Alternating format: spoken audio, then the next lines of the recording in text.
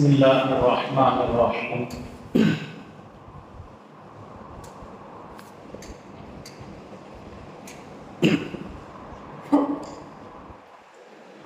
الحمد للہ رب العالمین،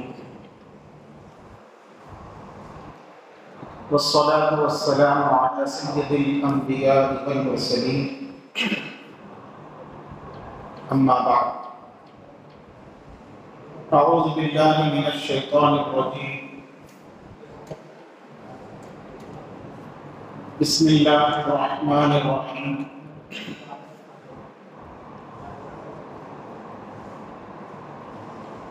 وما خلقت الجن والانس الا ليعبدون، صدق اللہ العلی العظیم۔ معزز سامعین اکرام، قابل قدر بزرگوں اور عزیز دینی بھائیوں،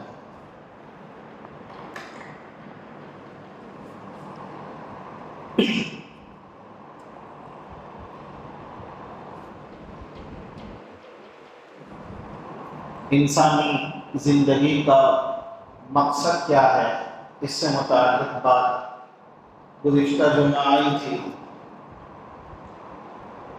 یہ مضمون بھی آیا تھا کہ جو انسان بھی اس دنیا میں آیا ہے، پیدا ہوا ہے، وہ انسان مرے گا، موت نہیں ہے۔ انسانوں میں کچھ فرقے، کچھ لوگ ایسے ہیں جو بہت کم ان کی تعداد ہے، بہت کم فیصد ہے، وہ خدا کا تو انکار کرتے ہیں، لیکن خدا کا انکار کرنے والے بہت کم ہیں۔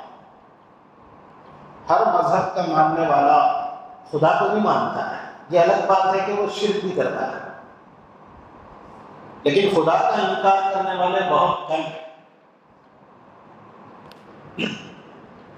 لیکن موت کا انکار کرنے والا کوئی ایک بھی نہیں، کوئی انسان نہیں جو موت کا انکار کرے۔ موت کا کوئی انکار آج تک کسی نے نہیں کیا، اور جو انسان بھی آیا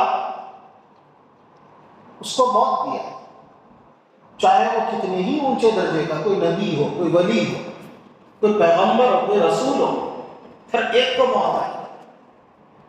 موت تو ہر ایک کو آئی۔ جو انسان پیدا ہوا ہے اس انسان کو مرنا ہے، اور کوئی انسان اپنی مرضی سے نہ پیدا ہوا اور نہ اپنی مرضی سے وہ مرتا ہے۔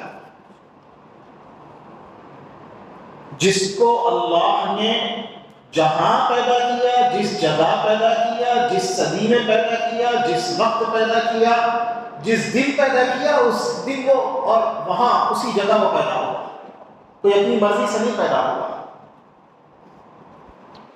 امریکہ میں جو لوگ پیدا ہو رہے ہیں یا ہندوستان میں جو لوگ پیدا ہو رہے ہیں، کوئی اپنی مرضی سے پیدا نہیں ہوتا۔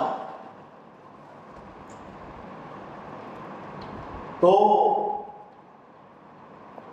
یہ جو دنیا کا مرحلہ ہے، یہ مرحلہ ایک گزرگاہ کا سا ہے، ایک سفر کا سا ہے، اور اس سفر کی شروعات بھی انسان کی مرضی کے بغیر ہوتی ہے، اور اس کا اختتام اور اس کی انتہا بھی انسان کی مرضی کے بغیر ہوتی ہے۔ یہ بات بھی آئی تھی کہ جب بھی کوئی انسان کسی جگہ کا کوئی سفر کرتا ہے، کوئی بمبئی جاتا ہے، کوئی لکھنؤ جاتا ہے، کوئی دلی جاتا ہے، کوئی مدراس جاتا ہے، سفر کرتا ہے تو سفر کا کوئی نہ کوئی مقصد سفر شروع کرنے سے پہلے طے کر لیتا ہے۔ بغیر مقصد کے کوئی سفر نہیں کرتا، سفر کا کوئی مقصد ہوتا ہے، بغیر مقصد کے کسی کا سفر ہوتا ہی نہیں۔ تو اب انسانی زندگی کا یہ جو سفر ہے، اس کی شروعات بھی انسان کی مرضی کے بغیر ہوئی، اور اس کا اختتام بھی انسان کی مرضی کے بغیر ہوگا۔ تو اس سفر کا جو مقصد ہے، وہ مقصد بھی بس اللہ پاک ہی متعین کر سکتے ہیں۔ اللہ کے علاوہ کوئی انسان اپنی زندگی کا مقصد متعین نہیں کر سکتا۔ انسان مجبور ہے خالق سے پوچھنے پر کہ آپ نے مجھے کیوں پیدا کیا؟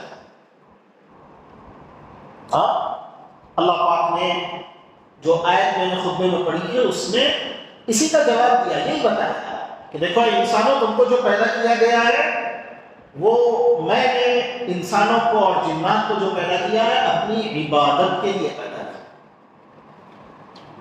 عبادت کا کیا مفہوم ہے؟ یہ مفہوم بھی پچھلے جمعہ میں آ چکا ہے،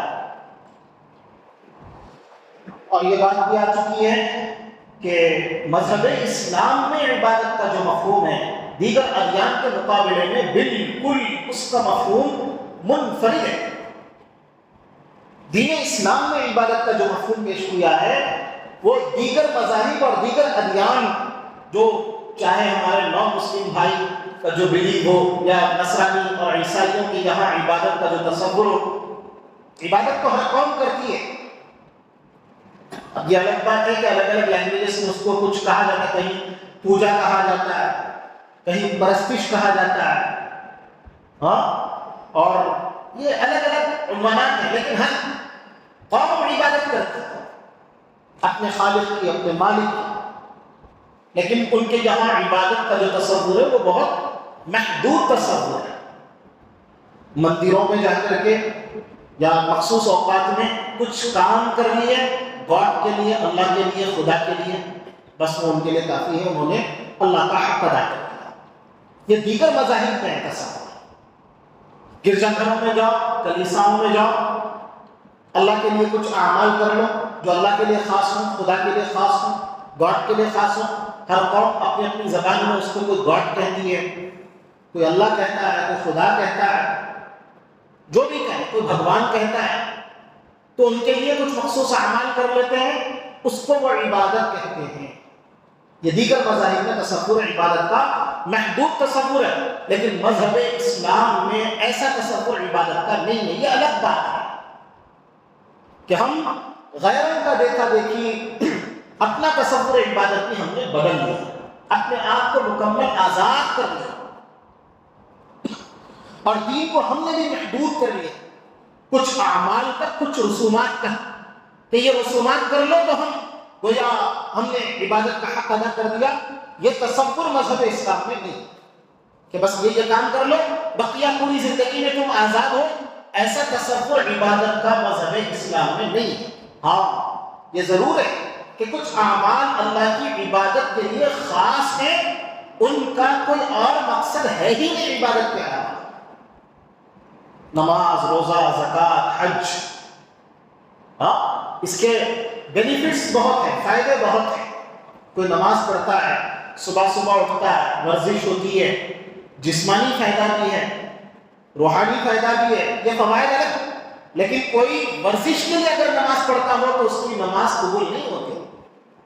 نماز تو صرف اللہ کی رضا کے لیے، اللہ کی خوشنودی کے لیے، اللہ کو خوش کرنے کے لیے پڑھی جاتی ہے۔ اب رمضان کا مہینہ شروع ہو رہا ہے، روزہ رکھیں گے تو روزہ بھی بس اللہ کے لیے، اس کے دنیاوی فائدے ہوں گے جو ہوں گے، اس کو مقصد نہیں بنایا جاتا۔ وہ ضمنی طور پر مسلمانوں کو حاصل ہو جاتے ہیں وہ فوائد، لیکن ان کو مقصد نہیں بنایا جاتا۔ اصل مقصد روزے کا اللہ کو خوش کرنا، زکوٰۃ کا اللہ کو خوش کرنا، وہ اگرچہ اس سے غربا کو فائدہ نہیں پہنچتا ہے، بہت سے اس کے بینیفٹس اور گویا فائدے ہیں۔ مال کے اندر جو تقسیم ہے اس میں اعتدال رہتا ہے، امیر سے امیر کر، غریب سے غریب کر نہیں ہوتا۔ اگر زکوٰۃ کا صحیح نظام چلایا جائے تو فائدے بہت ہیں، لیکن زکوٰۃ دینے کا اصل مقصد اللہ کو خوش کرنا ہے، اس کے علاوہ کوئی اور مقصد نہیں ہے۔ عبادتیں ایسی خاص عبادتیں ہیں جو اللہ ہی کے لیے ادا کی جاتی ہیں، اسلام میں بھی یہ تصور تو ہے، اور ایسے اعمال ہیں جو صرف اللہ کے لیے ادا کیے جاتے ہیں، ایسے اعمال مذہب اسلام میں پائے جاتے ہیں، لیکن عبادت انہی اعمال تک محدود نہیں ہے۔ بندگی، غلامی، یہ ان اعمال تک محدود نہیں ہے۔ دیکھو اللہ پاک کہتے ہیں وَمَا خَلَقْتُ الْجِنَّ وَالْإِنسَ إِلَّا لِيَعْبُدُونَ، میں نے انسانوں کو اور جنات کو اپنی عبادت کے لیے پیدا کیا۔ سوال ہوتا ہے کہ کیوں؟ اللہ کی عبادت تو دیگر بہت سی مخلوقات کیا کرتی تھی، فرشتے بھی تھے، اللہ کی کیسی مخلوق ہے، کبھی نافرمانی نہیں کرتی، اللہ کی غلامی ہی تو کرتی ہے۔ فرشتے اللہ کے غلام بھی تو ہیں، وہ بندگی ہی تو کرتے ہیں۔ اسی لیے اللہ پاک نے جب اعلان کیا تھا، کہا تھا کہ انی جاعل فی الارض خلیفہ، دیکھو زمین میں میں مخلوق پیدا کرنے والا ہوں جو میری خلیفہ ہوگی، تو فرشتوں نے اعتراض کیا تھا، کہا تھا کہ اتجعل فی الارض من یفسد فیہا ویسفک الدماء، آپ زمین میں ایسی مخلوق کو پیدا کریں گے جو زمین میں جا کر کے فساد پھیلائے گی، خون ریزی کرے گی، اللہ کے جو احکام ہیں ان سے وہ سرکشی کرے گی، بغاوت کرے گی، اور وہ دیگر مخلوقات کے لیے وبال بنے گی، زمین میں فساد پھیلے گا۔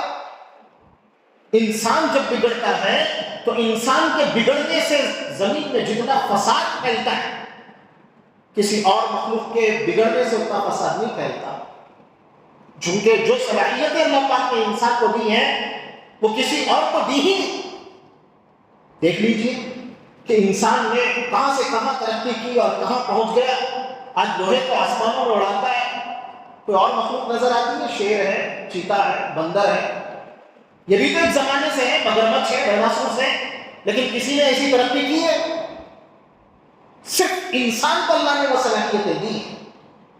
تو جب یہ بگڑنے پہ آتا ہے تو زمین میں جیسا فساد پھیل سکتا ہے کسی اور مخلوق کے بگڑنے سے اتنا فساد نہیں پھیلتا جتنا فساد انسان کی بدنیتی سے اور انسان کی خرابی سے اور انسان کے بگڑنے سے پیدا ہوتا ہے۔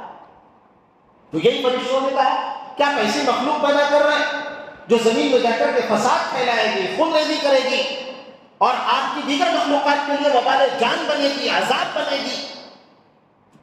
وَنَحْنُ نُسَبِّحُ بِحَمْدِكَ وَنُقَدِّسُ لَكَ، ہم تو آپ کی پاکی بیان کرتے ہیں، ہم تو آپ کی تقدیس بیان کرتے ہیں، ہم کبھی آپ کی نافرمانی نہیں کرتے، ہم تو عبادت ہی عبادت کرتے ہیں، پھر آپ انسانوں کو پیدا کر رہے ہیں۔ یہ سوال کیا فرشتوں نے اللہ تعالیٰ سے، تو اللہ تعالیٰ نے کہا تھا انی اعلم ما لا تعلمون، دیکھو میں جو جانتا ہوں تم نہیں جانتے، کہ انسانوں کو جو میں پیدا کر رہا ہوں تو انسانوں کی پیدائش کا مقصد یہ ہے کہ ان کے اندر میں نے بہت سی ضرورتیں رکھی ہیں جو ضرورتیں فرشتوں میں نے نہیں رکھی۔ انسان کو کھانے کی ضرورت ہے، پینے کی ضرورت ہے، اولاد کی ضرورت ہے، بیوی کی ضرورت ہے، بچوں کی ضرورت ہے، ماں باپ کی ضرورت ہے، بہت سی ضرورتیں، غذا کی ضرورت ہے، لباس کی ضرورت ہے۔ اے فرشتوں، تمہیں ان میں سے کسی چیز کی کوئی ضرورت نہیں ہے، اور تمہارے اندر میں نے نافرمانی کا مادہ رکھا ہی، انسان کے اندر میں نے یہ مادہ رکھا ہے کہ وہ چاہے تو اللہ کی نافرمانی کرے، چاہے تو فسق و فجور کا راستہ اختیار کرے، چاہے تو وہ اللہ سے بغاوت کا راستہ اختیار کرے۔ پھر جس کے اندر یہ مادہ میں نے رکھا ہے اور یہ ضرورتیں میں نے رکھی ہیں، تو جب یہ ضرورتیں میں نے اس انسان کے اندر رکھی اور پھر یہ مادہ بھی فسق و فجور کا اس کے اندر رکھا، اور پھر میں نے اطاعت کا مادہ بھی رکھا، پھر ان سے میں بندگی کا مطالبہ کرتا ہوں، اور یہ اپنی ضرورتوں کو پورا کرتے ہوئے فسق و فجور کے جو فطری مادہ ہے اس کو مغلوب کرتے ہوئے یہ میری بندگی کرتا ہے۔ تو میں تو یہ چاہتا تھا کہ ایسی مخلوق ہو جو اپنی مرضی سے میری اطاعت کرے، میری غلامی کرے، جس کو مال مل جائے، دولت مل جائے، عزت مل جائے، اسباب مل جائے، وجاہت مل جائے، تو ہو سکتا ہے کہ وہ سرکشی کرے، لیکن وہ اپنے خالق کو پہچان لے، پہچان کر کے خالق کی اطاعت کرے۔ یہ مجھے پسند ہے، یہ میں دیکھنا چاہتا تھا، یہ میں دیکھنا چاہتا تھا۔ اسی لیے فرشتوں سے سجدہ بھی کروایا، انسانوں کو بتلا بھی دیا کہ دیکھو جب یہ لوگ فسق و فجور کا مادہ ہوتے ہوئے، معصیت کا، نافرمانی کا مادہ ہوتے ہوئے اللہ کی اطاعت کرتے، اللہ کی غلامی کرتے ہیں، تو یہ ہر ایک سے آگے بڑھ جاتے ہیں۔ فرشتوں کا مقام بھی ان سے کم تر ہو جاتا ہے، انسانوں کا مقام فرشتوں سے بلند ہوتا ہے۔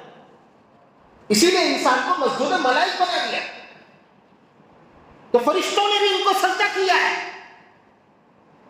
اور جب فرشتوں نے دیکھا کہ انبیاء اس سرزمین پر آئے، اولیاء اس زمین پر آئے، نبیوں نے کس طرح کی محنتیں کی، کس طرح کی زندگی گزاری، خیر کو کیسے پھیلایا، اللہ کی کیسی اطاعت کی، کیسے بندگی کی، اور انسانوں کو کیسی راہ دکھائی، کیسا راستہ دکھایا۔ اور ان لوگوں نے یہ جو فطری خباثتیں اور گویا یہ جو نافرمانی کا فطری مادہ ہے اس کو مغلوب کیا اور اطاعت والے مادے کو غالب کیا، بندگی کی اللہ کی، اطاعت کی اللہ کی۔ تو اطاعت کی تو زمین میں کیسے امن پھیلا۔ فرشتوں نے جب یہ دیکھا تو کہا کہ بے شک اے خدا تو جانتا تھا، ہم نہیں جانتے تھے، جو تو نے کہا تھا کہ انی اعلم ما لا تعلمون، یہ والی بات فرشتوں کے سامنے کھل گئی کہ اللہ نے انسانوں کو کیوں پیدا کیا ہے، انسان کیسی مخلوق ہے، اور انسانوں سے اللہ چاہتے کیا ہے۔ انسانوں سے اللہ یہ چاہتے ہیں کہ تم میرے غلام ہو۔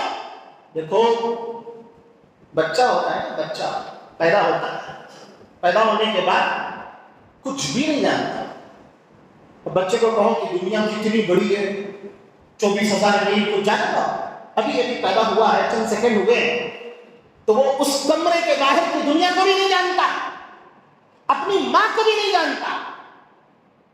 جب ماں بار بار اس کے سامنے آتی ہے اور اس کو دودھ پلاتی ہے تو وہ ماں کا تعارف اس کے سامنے ہوتا ہے، وہ پہچاننے لگتا ہے کہ یہ میری ماں ہے۔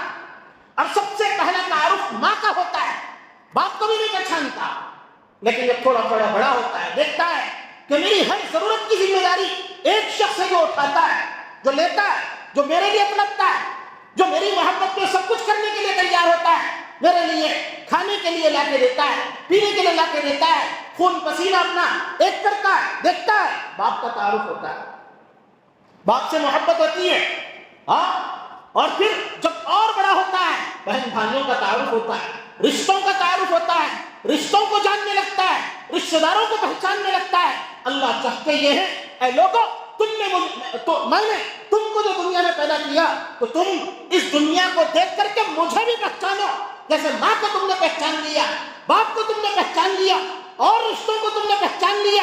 ارے کائنات کا ذرہ ذرہ میری خدائی کی گواہی دیتا ہے۔ ارے ایک مرحلہ ایسا بھی آنا چاہیے جیسے تم اپنے باپ کو پہچانتے ہو، اپنے پیدا کرنے والے کو بھی پہچانو، اپنے خالق کو بھی پہچانو، اپنے مالک کو بھی پہچانو۔ دیکھو آسمان، دیکھو زمین، دیکھو اس کائنات کے ذرے ذرے کو، یہ میری قدرت کی گواہی دیتی ہے۔ میں نے اپنے آپ کو پردوں میں چھپایا ہے، لیکن تم کو پیدا کیا تو اس لیے پیدا کیا تاکہ تم اس دنیا میں رہتے ہوئے مرنے سے پہلے اپنے رب کو پہچان کر اپنے رب کی بندگی کرتے ہوئے، غلامی کرتے ہوئے مرو۔ اگر تم اپنے رب کو نہیں پہچانتے، ناشکرے، ناقدرے، تم نے ماں کو پہچان لیا، تم نے باپ کو پہچان لیا، باپ کو بھی بعد میں پہچانا، ماں کو پہلے پہچانا۔ ماں کی چھاتی سے دودھ تو آ رہا ہے، لیکن اس دودھ کے نکلنے کے اندر باپ کی محنت کو کیا دخل ہے؟ باپ کیسی کیسی محنتیں کرتا ہے، اور ان محنتوں کے بعد لا کر کے وہ اپنی بیوی کا پیٹ بھرتا ہے، اس سے دودھ بنتا ہے۔ یہ تعارف تمہیں بعد میں ہوا، ماں کا تعارف پہلے ہوا کہ ماں محبت کرتی ہے۔ جب بھی میں روتا ہوں تو میرے سامنے ماں کا چہرہ آتا ہے۔ ماں کے بعد تم نے باپ کو پہچانا، اور آگے بڑھو نا، اس باپ کو دینے والا کون ہے؟ اس کو روزی کس سے مل رہی ہے؟ خالق کو بھی تو پہچانو، خالق کائنات کو، تم اپنے خدا کو پہچانو۔ تو اللہ نے انسانی زندگی کا مقصد یہ بتایا کہ دیکھو اپنے رب کو پہچانو، اپنے خالق کو پہچانو، اور پہچان کر کے اس کی عبادت، اور اس کی عبادت میں صرف یہ خاص مخصوص اعمال نہیں ہے، اس کی عبادت کا تعلق بازار سے بھی، گھر سے بھی ہے، مسجد سے بھی ہے۔ مسجد میں آؤ تو بھی اللہ کو یاد رکھو، اللہ کی بندگی کرو، بازار میں جاؤ تو بھی اللہ کو یاد رکھو، اللہ کی بندگی کرو، اللہ کی غلامی کرو۔ اللہ کی غلامی کا تعلق زندگی کے ہر مرحلے سے، ہر لمحے سے، ہر ایک سے۔ لیکن اللہ پاک نے خود ہی کہہ دیا، کیا کہہ دیا؟ کہ جب انسان پیدا ہوتا ہے تو خالق کی معرفت حاصل نہیں کرتا، بلکہ کیا ہوتا ہے کہ یہ غفلت کی زندگی گزارتا ہے، غافل ہو کر کے زندگی گزارتا ہے۔ الہاکم التکاثر، دیکھو تم کو کس چیز میں غفلت میں ڈال دیا؟ پیدا ہوا، بڑا ہوا، خالق کو پہچاننے کی کوئی فکر نہیں، کوئی تلاش نہیں، اب اس کے سامنے بس روزی ہے، روٹی ہے۔ یہ جو ضرورتیں اللہ نے فرشتوں میں نہیں رکھی تھی، انسانوں میں رکھی تھی، اور انسانوں کا اصل کام یہ تھا کہ وہ اللہ کو پہچان کر کے اپنی ان ضرورتوں کے ساتھ ساتھ اللہ کی عبادت کریں، اللہ کی غلامی کریں۔ اللہ نے چاہا تو یہ تھا، لیکن اب بندہ کیا ہوتا ہے کہ غافل ہو جاتا ہے، روزی روٹی کے کمانے میں لگ جاتا ہے، ہاں، خدا کو بھول جاتا ہے، خدا کو بھول کر کے اپنا مقصد زندگی بندگی نہیں بناتا۔ بہت سے انسان تو ایسے جو غفلت کی زندگی گزارتے ہیں، ان کو پتہ ہی کیوں پیدا ہوئے، لیکن بہت سے انسان ایسے ہیں کہ وہ آنے کے بعد مقصد اپنا بنا لیا دنیا۔ اب ان کا مقصد کیا ہو گیا؟ میرا مقصد ہے اچھا مکان بنانا، اپنے بچوں کو اچھا کھلانا، اچھا پلانا، اچھا کیریئر بنانا۔ اپنی زندگی کا مقصد دنیا کی چیزوں کو بنا لیا، اور اپنی زندگی کا مقصد کیا بنا لیا؟ التکاثر، الہاکم التکاثر، کہ میرے پاس یہ جو چیزیں اللہ کی دی ہوئی ہیں میری ضرورتوں کو پورا کرنے کے لیے، اس کی زیادتی کو اپنا مقصد بنا لیا، اور ریسنگ شروع ہو گئی کہ فلانے کا مکان ایسا ہے، میرا مکان اس سے اچھا ہو، فلانے کے پاس ایک گاڑی ہے، میرے پاس 2 گاڑیاں ہونا، فلانے کے پاس ایک بنگلہ ہے، میرے پاس 2 بنگلے ہونا۔ تو یہ تکاثر، الہاکم التکاثر، دیکھو تم کو غفلت میں ڈال دیا ہے اس زیادتی کی طلب نے، اور یہ جو تفاخر ہے، یہ دنیا کی چیزوں کی زیادتی کی جو طلب ہے، اس طلب کے اندر جو تم ایک دوسرے سے ریس کر رہے ہو، اس ریس کرنے نے تم کو اپنے رب سے غافل کر دیا، اپنے خالق سے غافل کر دیا، اور اسی غفلت کی زندگی میں تم کہاں تک پہنچ گئے؟ حتی زرتم المقابر، یہاں تک کہ قبرستان پہنچ گئے، قبر کے گڑھے تک پہنچ گئے، اپنے رب کو پہچانے نہیں، غفلت کی زندگی گزارتے ہوئے قبر کے گڑھے تک پہنچ گئے، حتی زرتم المقابر۔ اس کے بعد اللہ کہتے ہیں کلا سوف تعلمون، ثم کلا سوف تعلمون، بار بار کہتے ہیں ہرگز نہیں، ہرگز نہیں، یہ غفلت والی زندگی ہے، سمجھ جاؤ ان قریب تم جان لو گے اس کی کوئی حیثیت ہے۔ چھوٹے چھوٹے بچے ہوتے ہیں، مٹی کے کھلونے بناتے ہیں، گھر بناتے ہیں، خوش ہوتے ہیں، ایک دوسرے کو بتاتے ہیں دیکھو میں نے ریت کا کتنا اونچا، کتنا زبردست، کتنا اچھا گھر بنایا۔ پھر تھوڑی دیر کے بعد وہ خود کیا کر دیتے ہیں؟ اس کو توڑ دیتے ہیں، اور کتنی خوشی سے، کتنی لگن سے بناتے ہیں، خود ہی کیا کر دیتے ہیں؟ ان مٹی کے گھروں کی کیا حیثیت ہے؟ کلا سوف تعلمون، ان قریب تم جان لو گے کہ یہ جتنے بے حیثیت ہیں، یہ تمہارے بنگلے، یہ کوٹیاں، یہ دنیا کی سامان، یہ دنیا کی چیزیں ایسی ہی بے حیثیت ہے، پتہ چلے گا۔ اور اللہ کہتے ہیں، خالق کائنات کہتے ہیں، میں نہیں کہہ رہا، اللہ کہہ رہے ہیں کہ بار بار کہتے ہیں تعلمون ثم کلا سوف تعلمون، پھر ان قریب تم جان لو گے ان چیزوں کی حقیقت۔ ان چیزوں کی حقیقت کھلونوں سے زیادہ نہیں۔ اللہ نے کلام پاک میں کتنی جگہ پہ کہا ہے دنیا کیا ہے؟ لہو و لعب، تفاخر، تکاثر، بس یہ چیز ہے اور کچھ نہیں۔ لیکن تم لوگ کیا ہے کہ اپنے مقصد زندگی ایسی فانی چیزوں کو، ایسی ختم ہونے والی چیزوں کو تم نے بنا لیا، بنا کر کے غفلت کی تم نے زندگی گزاری۔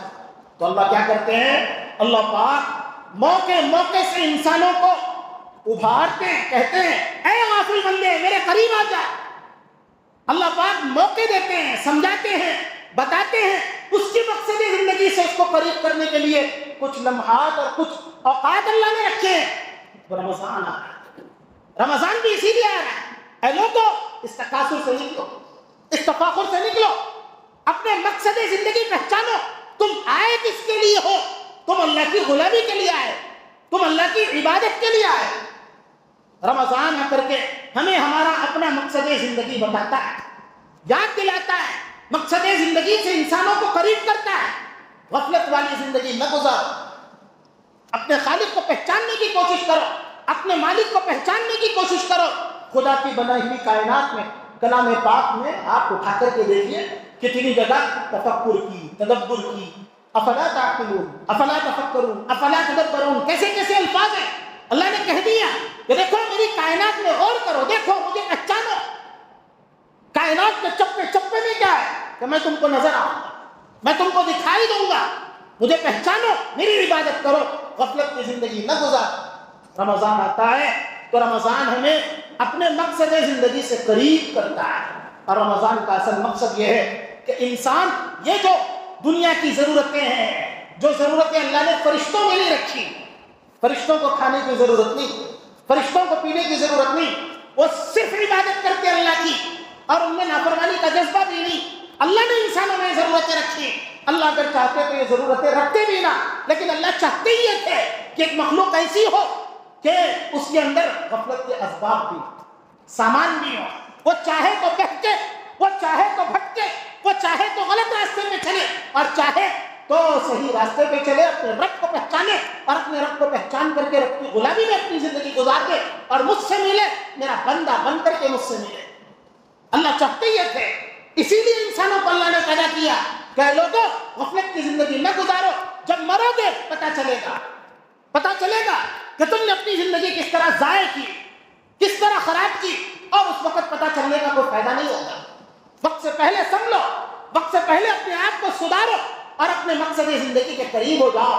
یہ رمضان کا مقصد ہے۔ اللہ چاہتے یہ ہیں کہ دیکھو یہ روزی روٹی کے مسئلوں کو تھوڑی دیر کے لیے دور کرو، اپنا وقت فارغ کرو، اپنا وقت فارغ کر کے کیا کرو، کمانے کے اندر 11 مہینے تم جو لگے ہوئے رہتے ہو تو اس وقت کو تھوڑا اللہ کے لیے خاص کرو۔ رمضان میں کیا کرو کہ زیادہ سے زیادہ اللہ کی عبادت میں، قرآن کی تلاوت میں، نمازوں میں، روزہ تو رکھنا ہی رکھنا ہے، روزہ تو پورے رمضان کا فرض ہے، اور رمضان کے ایک روزے کی بھی اگر آپ تلافی کرنا چاہیں تو غیر رمضان میں ممکن ہی نہیں۔